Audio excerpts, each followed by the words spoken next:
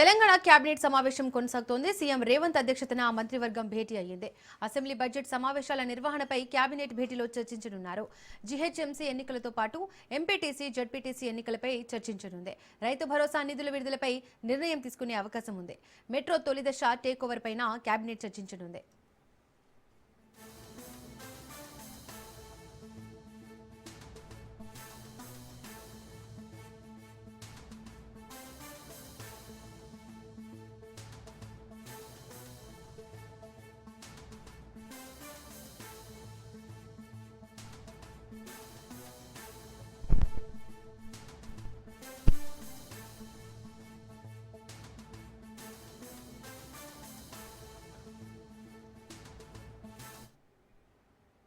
ఇదే అంశానికి సంబంధించి మరింత సమాచారాన్ని మా ప్రతినిధి సునీల్ అందిస్తారు. సునీల్, తెలంగాణ కేబినెట్ సమావేశం కొనసాగుతోంది. సీఎం రేవంత్ అధ్యక్షతన మంత్రివర్గం భేటీ అయింది. డీటెయిల్స్ ఏంటి? ముఖ్యమంత్రి రేవంత్ రెడ్డి అధ్యక్షతన కొద్దిసేపు క్రితమే తెలంగాణ రాష్ట్ర సచివాలయంలో కేబినెట్ సమావేశము ప్రారంభం కావడం జరిగింది. ఈ కేబినెట్ సమావేశంలో మంత్రి తుమ్మల గైర్హాజరు కావడం జరిగింది. కొన్ని అనారోగ్య సమస్యలతో అతని కోసం దాదాపు 25 నిమిషాల పాటు వెయిట్ చేశారు. ఉదయం మంత్రి తుమ్మల అటు జూబ్లీహిల్స్లో నివాసంలో రేవంత్ రెడ్డి నివాసంలో కలిసి వెళ్ళిపోయిన తర్వాత అతను కొంత వెన్నునొప్పి రావడంతో కొంత అనారోగ్య సమస్యలు ఉన్న నేపథ్యంలో అతను మాత్రము ఈరోజు కేబినెట్ సమావేశానికి హాజరు కాలేదు. ప్రస్తుతం అయితే కేబినెట్ సమావేశము జరుగుతుంది. కేబినెట్ సమావేశంలో అనేక అంశాలపై కూడా కేబినెట్ సమావేశంలో చర్చిస్తున్నట్లు కూడా కొంత సమాచారం తెలుస్తుంది. ఇందులో ప్రధానంగా ఇటీవల కాలంలో మున్సిపల్ ఎన్నికల్లో అటు పార్లమెంట్ ఇన్ఛార్జ్గా ఉన్న వారందరూ కూడా చేసిన పనికి ముఖ్యమంత్రి రేవంత్ రెడ్డి అభినందనలు కూడా వ్యక్తం చేయడం జరిగింది. దీంతో పాటు రాబోయే కాలంలో బడ్జెట్ సమావేశాలు ఏ విధంగా నిర్వహించాలి, ఎన్ని రోజుల పాటు 2026, 2027కి సంబంధించినటువంటి వార్షిక బడ్జెట్ సంబంధించినటువంటి అంశాలకు, అదేవిధంగా తేదీల ఖరారుకు సంబంధించిన అంశాలపై కూడా ప్రసమితి కేబినెట్లో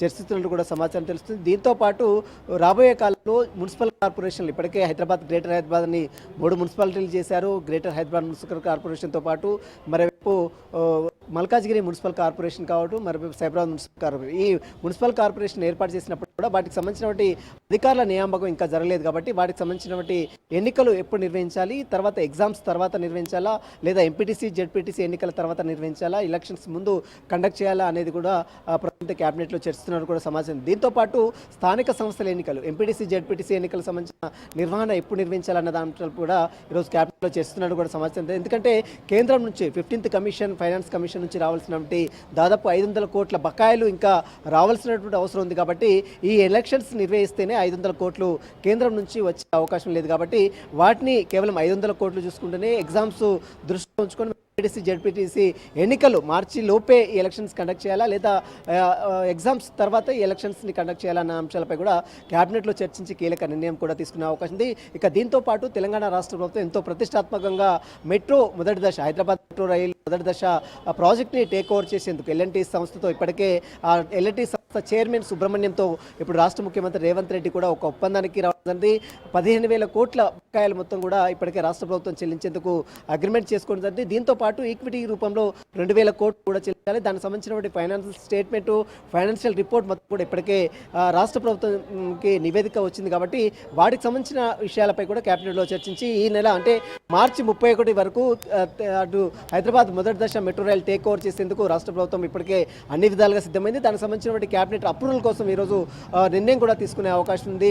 దీంతో పాటు మరోవైపు మనం చూడొచ్చు తెలంగాణ బడ్జెట్ సమావేశాలు, ముఖ్యంగా బడ్జెట్ సమావేశాలు సంబంధించినటువంటి అంశాలతో పాటు మున్సిపల్ ఎలక్షన్స్ ఇప్పటికే మొత్తం కంప్లీట్ అయింది. కాబట్టి మిగిలినటువంటి కొన్ని మున్సిపల్ కార్పొరేషన్లు హైదరాబాద్తో పాటు మరోవైపు వరంగల్, ఖమ్మం ఈ మున్సిపల్ ఎలక్షన్స్ ఇప్పుడు కండక్ట్ చేయాలి, అది ఎలక్షన్స్ ముందు కండక్ట్ చేయాలి, అది ఎగ్జామ్స్ ముందు కండక్ట్ చేయాలి, ఎగ్జామ్స్ తర్వాత కండక్ట్ చేయాలన్న అంశాలపై కూడా కేబినెట్లో చర్చించి నిర్ణయం కూడా తీసుకునే అవకాశం. దీంతో పాటు రానున్నటువంటి 3 నెల రోజుల్లో అంటే 3 నెలల్లో 100 రోజుల ప్రణాళికను సిద్ధం చేసి తాగునీటి సమస్యలు రాకుండా, రాష్ట్ర వ్యాప్తంగా తాగునీటి సమస్యలు రాకుండా ఉండేందుకు ఇప్పటికే ఒక ప్రణాళికను కూడా సిద్ధం చేసింది. ఆ ప్రణాళికకు సంబంధించిన విధి విధానాలపై కూడా కేబినెట్లో చర్చించి కీలక నిర్ణయం కూడా తీసుకునే అవకాశం. దీంతో పాటు ఇప్పటికే వరంగల్ ఎయిర్పోర్ట్, మామూలు ఎయిర్పోర్ట్ భూసేకరణ కంప్లీట్ కావడం జరిగింది. దీంతో పాటు కొత్తగూడెం, అదేవిధంగా ఆదిలాబాద్ భూసేకరణకు సంబంధించినటువంటి అంశాలపై కూడా కేబినెట్ నిర్ణయం తీసుకొని కీలక నిర్ణయం కూడా తీసుకొని కేబినెట్ అప్రూవల్ తర్వాత ఆ భూసేకరణకు సంబంధించిన అంశాలపై కూడా నిర్ణయం కూడా తీసుకునే అవకాశం. దీంతో పాటు మూసీ ప్రక్షాళన, తెలంగాణ రాష్ట్ర ప్రభుత్వం ఎంతో ప్రతిష్టాత్మకంగా చేపడుతున్నటువంటి మూసీ రిజర్వాయర్ ప్రక్షాళనకు సంబంధించినటువంటి అంశాలపై కూడా పెద్ద ఎత్తున గాంధీ సరోవర్ పేరుతో ఇటీవల కాలంలో అంటే నెల ఎండింగ్ లోపు అక్కడ మొత్తం కూడా నిర్వహించాలని చూస్తుంది. ఎందుకంటే దాన్ని శంకుస్థాపన చేయాలని చూస్తున్న నేపథ్యంలో అక్కడ చాలా అభ్యంతరాలు వ్యక్తమవుతున్నాయి. కాబట్టి ఆ అభ్యంతరాలు ఏ విధంగా రెక్టిఫై చేయాలి, ఏ విధంగా అక్కడ ఉన్నటువంటి స్థానికుల నుంచి పెద్ద ఎత్తున విమర్శలు వస్తున్నాయి. ఇప్పటికే బీఆర్ఎస్ నేతలు వారికి అందరూ కూడా మద్దతుగా ఉన్నారు. కాబట్టి వాటికి సంబంధించిన విషయం, మూసీ ప్రక్షాళనకు సంబంధించిన విషయంలో ఎలాంటి నిర్ణయాలు తీసుకోవాలి, ఎలాంటి జాగ్రత్తలు తీసుకోవాలన్న అంశాలపై ఈరోజు క్యాబినెట్లో చర్చించి నిర్ణయాలు కూడా తీసుకునే అవకాశం ఉంది. ఎందుకంటే గాంధీ సరోవర్ పేరుతో మూసీ ప్రక్షాళన పెద్ద ఎత్తున చేపడుతుంది. దానికి ఇప్పటికే కేంద్ర మంత్రుల్ని ఆహ్వానించింది. రాష్ట్ర ముఖ్యమంత్రి రేవంత్ రెడ్డి ఢిల్లీ వెళ్ళి వాళ్ళందరూ కూడా ఇన్విటేషన్ ఇచ్చిన దృశ్యాలు కూడా మనం చూస్తాం. రాజ్నాథ్ సింగ్ కూడా పిలిచిన పరిస్థితి మనం చూస్తాం. కాబట్టి వారు వస్తున్న నేపథ్యంలో పెద్ద ఎత్తున గొడవలు కానీ ఎలాంటి ఇష్యూస్ తలెత్తకుండా ఉండేందుకు గాంధీ సరోవర్ని అంటే మూసీ ప్రక్షాళనకు సంబంధించినటువంటి గాంధీ సరోవర్ ప్రాజెక్ట్ని ప్రశాంతంగా నిర్వహించేందుకు రాష్ట్ర ప్రభుత్వం కూడా అడుగులు వేస్తుంది. అందులో భాగంగానే ఈరోజు ఆ గాంధీ సరోవర్ సంబంధించిన ప్రాజెక్టుపై కూడా చర్చించి కీలక నిర్ణయాలు కూడా తీసుకునే అవకాశం ఉంది. ఇక మరోవైపు విద్యా విధానాలు, మరోవైపు హాస్పిటల్ వైద్యకు సంబంధించినటువంటి వసతులు, అదేవిధంగా హెరిటేజ్, అదేవిధంగా హోల్డింగ్ సంబంధించినటువంటి అంశాలపై కూడా ఈరోజు క్యాబినెట్లో చర్చించి ఒక ప్రత్యేక ప్రాతిపదిక ఒక నిర్ణయాన్ని అంటే రాష్ట్ర ప్రభుత్వం క్యాబినెట్లో నిర్ణయం తీసుకున్న తర్వాత ఈ హోల్డింగ్ విషయంలో కావచ్చు, మరోవైపు శానిటైజ్ విషయంలో కూడా పూర్తిగా ఒక ప్రక్షాళన చేసేందుకు రాష్ట్ర ప్రభుత్వం కూడా ఇప్పటికే సిద్ధమైంది. కాబట్టి వాటికి సంబంధించినటువంటి ప్రభుత్వానికి గండు కొట్టే విధంగా ఎవరు పాటించినా కూడా ఖచ్చితంగా చర్యలు తీసుకోవాలని ఇప్పుడు ముఖ్యమంత్రి రేవంత్ రెడ్డి సూచించారు. కాబట్టి ఈ బోర్డింగ్ల విషయంలో కావచ్చు, అడ్వర్టైజ్మెంట్ల విషయంలో కావచ్చు, ఈ సంబంధించిన జిహెచ్ఎంసీ, అదేవిధంగా శానిటైజ్ విషయంలో కావచ్చు, వీటి విషయంలో కూడా ఈరోజు క్యాబినెట్లో చర్చించి కీలక నిర్ణయాలు కూడా తీసుకున్నారు. ప్రస్తుతం అయితే క్యాబినెట్ సమావేశం కొనసాగుతుంది. క్యాబినెట్ సమావేశంలో అయిపోయిన తర్వాత మీడియా ముందు అంటే క్యాబినెట్లో తీసుకున్న నిర్ణయాలపై కూడా మంత్రులు మీడియాతో కూడా మాట్లాడే అవకాశం ఉంది. Right Sunil, thank you.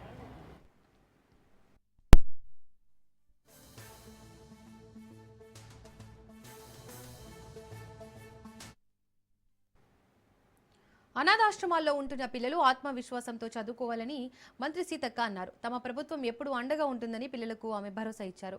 అనాథాశ్రమాల్లో ఉంటున్న పిల్లలు ఆత్మవిశ్వాసంతో చదువుకోవాలన్నారు మంత్రి సీతక్క. తమ ప్రభుత్వం ఎప్పుడూ అండగా ఉంటుందని పిల్లలకు ఆమె భరోసా ఇచ్చారు. హైదరాబాద్ జిల్లాలోని చైల్డ్ కేర్ ఇన్స్టిట్యూట్లో ఉంటున్న 2204 మంది అనాథ పిల్లలకు బేగంపేటలోని టూరిజం ప్లాజాలో మంత్రులు సీతక్క, పొన్నం ప్రభాకర్ ఆరోగ్యశ్రీ హెల్త్ కార్డులు పంపిణీ చేశారు.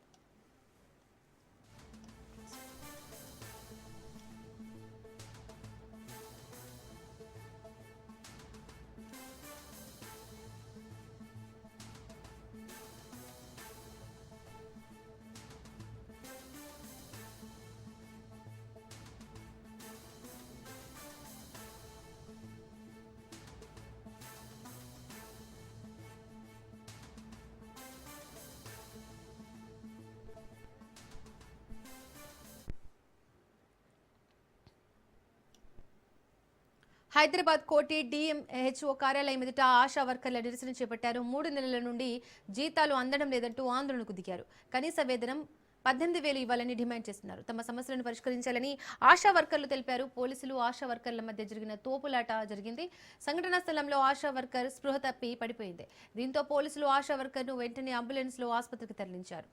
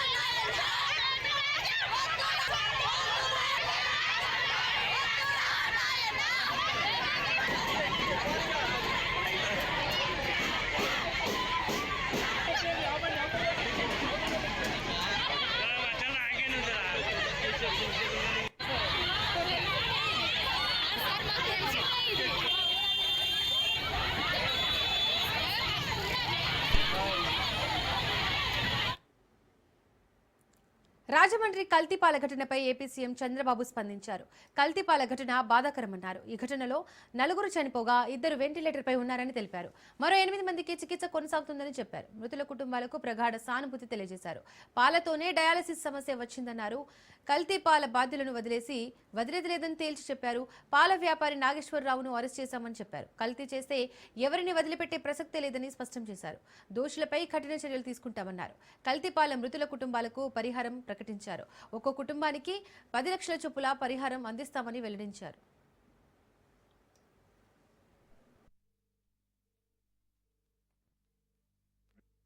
ఇతను ఎవరైతే డైరీ మెయింటైన్ చేస్తున్నాడో అద్దాల గణేశ్వరరావు, అతన్ని పోలీసులు తీసుకుని మొత్తం కూడా ఇన్వెస్టిగేషన్ చేస్తున్నారు.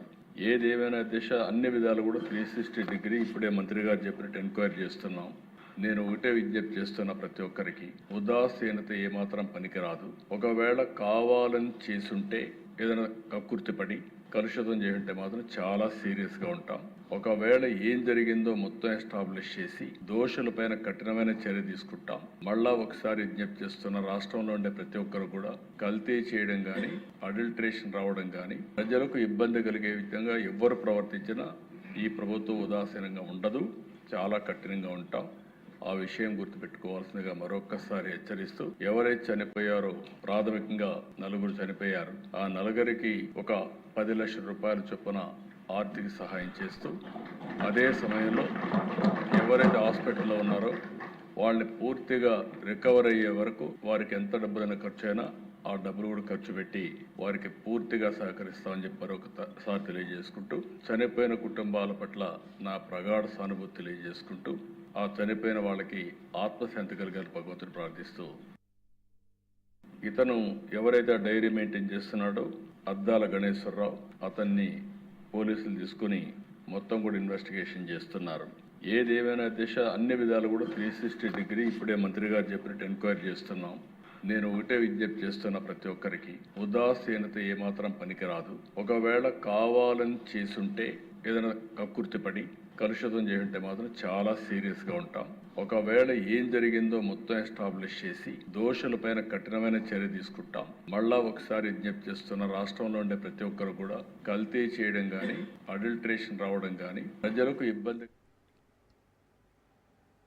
రాజమండ్రిలో కల్తీపాల ఘటనపై వైసీపీ నేత మాజీ మంత్రి బొత్స సత్యనారాయణ ఆగ్రహం వ్యక్తం చేశారు. ఇది పూర్తిగా ప్రభుత్వ వైఫల్యం కారణంగానే జరిగిన ఘటనేనని ఆయన ధ్వజమెత్తారు. ప్రభుత్వం మానిటరింగ్ లేనందునే ఈ ఘటన చోటు చూసుకుందన్నారు. అవినీతి పెచ్చుమీరిపోవడమే ఈ కల్తీకి కారణమని మండిపడ్డారు. ఇది ప్రభుత్వ నిర్లక్ష్యం వల్ల జరిగిన హత్యలుగా భావిస్తున్నామని, పాలను కల్తీ చేసిన వారితో పాటు సంబంధిత అధికారులపై చర్యలు తీసుకోవాలన్నారు. ఈ ఘటనపై సమగ్ర దర్యాప్తు చేయాలని బొత్స డిమాండ్ చేశారు. సభలో వెంకటేశ్వరరావు ఫోటోలను చెప్పులు ధరించి పట్టుకున్నట్లు ప్రచురించారని, మండలి చైర్మన్ చూపించిన ఫుటేజ్లో ఎలాంటి ఆధారాలు లేవన్నారు. అందుచేత మొత్తం వీడియో ఫుటేజ్ను తమకు ఇవ్వాలని కోరామన్నారు. వాస్తవాలను బయటపెట్టాలని మండలి చైర్మన్ను కోరామన్నారు బొత్స.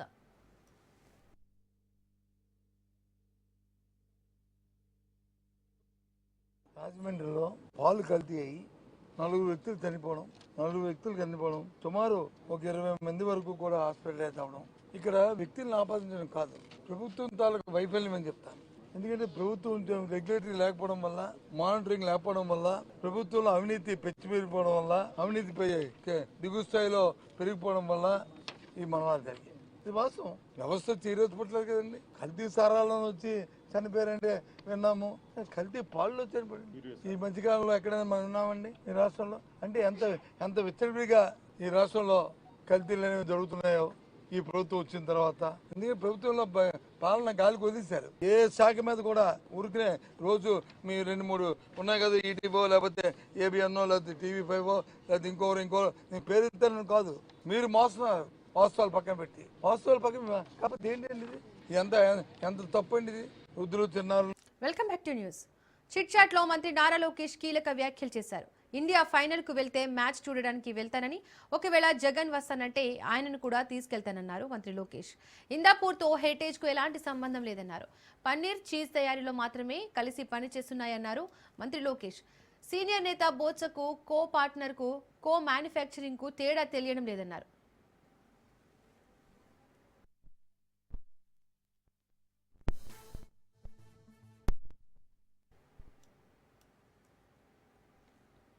తూర్పుగోదావరి జిల్లా రాజమహేంద్రవరం అనూరియా కేసులపై అధికారులు అప్రమత్తమయ్యారు. కిమ్స్లో చికిత్స పొందుతున్న రోగుల పరిస్థితిని కలెక్టర్ కీర్తి పరిశీలించారు. ఇప్పటి వరకు నమోదైన అనూరియా కేసుల నేపథ్యంలో కిమ్స్ ఆసుపత్రిలో చికిత్స పొందుతున్న 7 రోగుల ఆరోగ్య పరిస్థితిని జిల్లా కలెక్టర్ కీర్తి చేకూరి జిల్లా ఏఎస్డీ నరసింహ కిషోర్తో కలిసి పరిశీలించారు. ఈ సందర్భంగా జిల్లా కలెక్టర్ కీర్తి చేకూరి ఆసుపత్రిలో అందుతున్న వైద్య సేవల వివరాలను వైద్యులతో సమీక్షించి ప్రతి రోగికి అత్యుత్తమ వైద్య సదుపాయాలు కల్పించాలని ఆదేశించారు.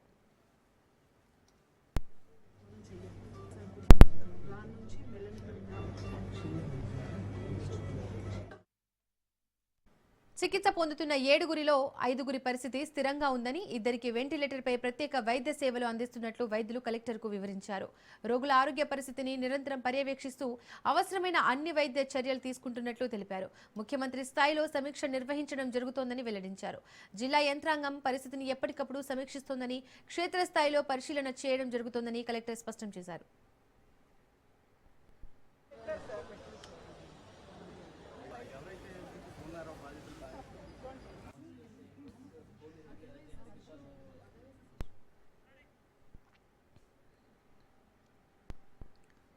అధికార ప్రతిపక్ష పార్టీలు 2 కల్తీ నెయ్యి వ్యవహారాన్ని రాజకీయ లబ్ధి కోసం వాడుకుంటున్నారన్నారు సిపిఐ జాతీయ నేత నారాయణ. 2 పార్టీలు నాటకాలు ఆడుతున్నాయని మండిపడ్డారు. సిబిఐ సిట్ నివేదిక ఇచ్చినా రాష్ట్ర ప్రభుత్వం నిందితులపై చర్యలు తీసుకోకుండా ఏకసభ్య కమిషన్ నియమించడం ఏంటని ప్రశ్నిస్తున్న నారాయణతో మా ప్రతినిధి Narayana Reddy face to face. Tirumala శ్రీవారి లడ్డు కల్తీ వ్యవహారం రోజుకో మలుపు తిరుగుతోంది. తాజాగా 1 మ్యాన్ కమిషన్ కూడా రాష్ట్ర ప్రభుత్వం నియమించింది. దీనిపైన మనతో మాట్లాడడానికి సిపిఐ జాతీయ నాయకులు నారాయణ ఉన్నారు. ఆయన అడిగి తెలుసుకున్నాం. సార్ చెప్పండి సార్, 1 మ్యాన్ కమిషన్ ఏర్పాటు రాజకీయ కుట్రలో భాగమని చెప్పి వైసీపీ ఆరోపిస్తుంది. మరోవైపు టీడీపీ కూడా సమగ్రమైన విచారణ కోసం నియమించామని చెప్తున్నారు. దీన్ని ఎలా చూడాలి? ఇప్పుడు వాళ్ళ ఆర్గ్యుమెంట్స్ నాకు అక్కడ వైసీపీ ఆర్గ్యుమెంట్ కానీ టీడీపీ ఆర్గ్యుమెంట్ కానీ నాకు అవసరం లేదు. నేను తిరుగుతూ వాసిని కొండ నాకు తెలిసిన వాడిని, అందువల్ల నాకు చెప్పక్కర్లా. ఇప్పుడు కల్తీ జరిగిన మాట వాస్తవం. సిట్ తేల్చింది, ఈఓతో సహా వాళ్ళ ముద్దాయిని తేల్చేసింది. వాళ్ళు చర్య తీసుకోవచ్చు కదా, ఇక ఆర్గ్యుమెంట్ ఎందుకు? మళ్ళీ దాన్ని సిట్ చేసినటువంటి డీప్ తీవ్రమైనటువంటి విచారణ జరిగిన తర్వాత వాళ్ళు 1 మ్యాన్ కమిషన్ ఎందుకు అంటే రీరైటింగ్ జడ్జిమెంటా? తర్వాత ఇప్పుడు కాలయాపన చేసి మళ్ళీ అసెంబ్లీ చర్చ అంటున్నారు. అసెంబ్లీ అంటే అదొక చర్చ జరుగుతుంది. అంటే తిరుపతి లడ్డుని, తిరుపతి పవిత్రతని, వెంకటేశ్వర స్వామిని భ్రష్టు పట్టించడానికి, ప్రపంచవ్యాప్తంగా భ్రష్టు పట్టించడానికి ఉపయోగపడే ఆర్గ్యుమెంట్ తప్ప దేవుణ్ణి కాపాడాలని కానీ పవిత్రత కాపాడాలని కానీ చేసిన దొంగలను పట్టుకోవాలనే ఉద్దేశం లేదు. దొంగలను తప్పించాలనే ఉద్దేశం వాళ్ళకి కూడా, టీడీపీ వాళ్ళకి కూడా. ఎందుకంటే రేపు మనసు జాగ్రత్త ఉండాలి. ఈ లోపల ఏమైంది, సుప్రీంకోర్టుకు సుబ్రహ్మణ్య స్వామి పోయాడు. అది ఇంటర్వ్యూ అయితే మళ్ళీ ఇంకొంచెం ఆగిపోతుంది. అది పోతే ఇంకా అది అయిపోతుంది. దీన్ని బట్టి 10 మంది పడింది సావదు, 10 మంది పడిన దానికి పరిష్కారం కాదు. ఉద్దేశపూర్వకంగా అధికార పార్టీ ప్రతిపక్ష పార్టీలు కలిసి నాటకం ఆడి దోషులను తప్పించి దేశాన్ని బస్సు పెట్టడానికి ప్రయత్నిస్తున్నారు. తద్వారా బొగ్గు ఇల్లు కాలుతా ఉంటే చుట్టముట్టుస్తున్నట్టుగా దేవుడు అగ్నిలో వీళ్ళు మా పార్టీ కొట్టింది, మా పార్టీ గొప్పది అనుకుంటున్నారు. మీరు 2 పార్టీలు ఆడ శ్మశానానికి పోతారు, జాగ్రత్త. సున్నితమైన ఈ అంశం పట్ల భక్తుల్లో కూడా కొంత వాళ్ళ మనోభావాలు దెబ్బతినే అవకాశం ఉంది కదా సార్. దీనికి ఫుల్ స్టాప్ పెడితే మంచిది అనేది అభిప్రాయం కూడా ఉన్నది. నేను మొన్న కొండ పోయినప్పుడు ఆ మాట చెప్పా, రాజకీయ నాయకులరా మీరు రోజు అదుపులో పెట్టుకోండి, జరిగింది జరిగిపోయింది, దీన్ని మాట్లాడబాకండి, కార్యాచరణకు పోండి అని చెప్పాను. నేను చెప్తే బీజేపీ అనవసరంగా దానిపైన నా రాద్ధాంతం చేశారు. వాళ్ళకి పనికి మాలిన వాళ్ళు. మరి దేవుడికి అన్యాయం జరుగుతామంటే బీజేపీ ఏం చేస్తుంది? అమ్మ చెప్పలేదు ఈ రాజకీయ పార్టీలకి, ఎందుకు చెప్పడం లేదు? వాళ్ళతో దేవుడిని అమ్ముకొని తినేవాళ్ళు, వీళ్ళు దేవుడిని నమ్ముకునేవాళ్ళు కాదు, అమ్ముకొని తినేవాళ్ళు. అందుకే వాళ్ళు ఏం మాట్లాడాలి, బీజేపీ వాళ్ళు ఏం మాట్లాడరు. వీళ్ళు కొట్లాడుకుంటారు, వీళ్ళు కొట్లాడుకుంటారు, ఢిల్లీకి పోయి మోడీ కాళ్ళు కాడిపడి ఉంటారు ఇద్దరు కలిసి. చంద్రబాబు నాయుడు కానీ జగన్ కానీ ఇద్దరు మోడీ కాడే ఉంటారు. ఇది దొంగ నాటకాలు నమ్మకండి. ఇప్పుడు దేవుడు అభ్యర్థులు అమలు చేస్తున్నారు, ప్రజలు గమనించాలని కోరుతున్నారు. తిరుమల శ్రీవారి కల్తీ లడ్డు వ్యవహారంలో ఇప్పటికే సిట్టు సిబిఐ పూర్తిగా నివేదిక కూడా సమర్పించడం జరిగింది. అయితే ఈ నేపథ్యంలో దోషులు ఎవరైనా ఉంటే వారిపైన చర్యలు తీసుకోవాలే తప్ప ఈ యొక్క కాలయాపన చేస్తూ అధికార ప్రతిపక్ష పార్టీలు 2 నాటకాలు ఆడుతున్నాయని చెప్పి కూడా సిపిఐ జాతీయ నాయకులు నారాయణ అభిప్రాయపడ్డారు. మరోవైపు బీజేపీ హిందుత్వం గురించి మాట్లాడే బీజేపీ ఇలాంటి చర్యలను ఎందుకు ఖండించడం లేదని చెప్పి కూడా ఆయన ప్రశ్నిస్తున్నారు. పూర్తిగా అంటే ఏదైతే రాజకీయ పార్టీలు వాటి పబ్బం కట్టుకోవడం కోసమే ఈ యొక్క స్వామివారిని రాజకీయాలకి వాడుకుంటున్నారని చెప్పి కూడా ఆయన ఆరోపిస్తున్న పరిస్థితి కనిపిస్తుంది. కెమెరామెన్ రమణతో నారాయణ, రాజ్ న్యూస్, తిరుపతి. కాంగ్రెస్ పార్టీ అధికారంలోకి వచ్చిన తర్వాత రాష్ట్రంలో అగ్రకులాల దాడులు పెరిగిపోయాయని బీసీ సంఘాల నాయకులు ఆవేదన వ్యక్తం చేశారు. నాగర్ కర్నూలు జిల్లాలో బీసీ కుటుంబంపై దాడి చేసి పాప మృతికి కారకులైన నిందితులపై కఠిన చర్యలు తీసుకోవాలన్నారు. ఇదే అంశానికి సంబంధించి బీసీ సంఘాల నాయకులతో మా ప్రతినిధి Arun Kumar face to face. Kurnool జిల్లా కుమ్మెరలో మల్లన్న జాతరలో రజకులపై జరిగినటువంటి దాడిని నిరసిస్తూ కూడా రజక సంఘాల ఆధ్వర్యంలో మంచిర్యాల జిల్లా కలెక్టర్ కార్యాలయం ముందు కూడా రజకులు అయితే ఆందోళన చేపట్టారు. ఈ ఆందోళనకు సంబంధించి కూడా మన దగ్గర కొంతమంది రజక సంఘాల నాయకులను నిజంగా వీళ్ళు ప్రభుత్వాన్ని ఏం డిమాండ్ చేస్తున్న విషయాలు తెలుసుకుని ప్రయత్నం చేద్దాం. చెప్పండి బ్రదర్, ఏంది ఆందోళన ఎందుకు చేస్తున్నారు? మా రజకుడు అయినటువంటి గణేష్ అనే వ్యక్తిని మా నగర్ కర్నూలు జిల్లా కొమ్మెర గ్రామంలో కేవలం దర్శనానికి పోయి ఒక టికెట్ తీసుకున్నంత కారణం చేత మా మా మా ఆడబిడ్డ మా పసికందును, మా రజకజాతి పసికందును వాళ్ళ కాళ్ళతో కొట్టి రెడ్డి సామర్థ్య చెందినటువంటి వాళ్ళు పసికందును కాళ్ళతో తన్ని చంపేసిన ఘటనకు మేము ఈరోజు మా కలెక్టర్ ఆఫీస్ ముందు ధర్నాకు మెమోరాండం ఇవ్వడానికి ధర్నాకు చేయడానికి ఇక్కడికి వచ్చినాము. అట్లాగే వాళ్ళని వెంటనే అరెస్ట్ చేసి వారిపై హత్యానేరం మోపాలని, అట్లే వాళ్ళకి నష్టపరిహారం చెల్లించి వాళ్ళని ప్రభుత్వ పరంగా ఆదుకోవాలని చెప్పి మేము మంచిర్యాల రజక సంఘం నుంచి డిమాండ్ చేస్తున్నాం. మీరు చెప్పండి, మరికొంతమంది మీరు చెప్పండి బ్రదర్, ప్రధానంగా ఏంది అసలు ఇంత దాడి జరిగింది, ఆ దాడిలో కూడా ఒక పాప కూడా మృతి చెందింది.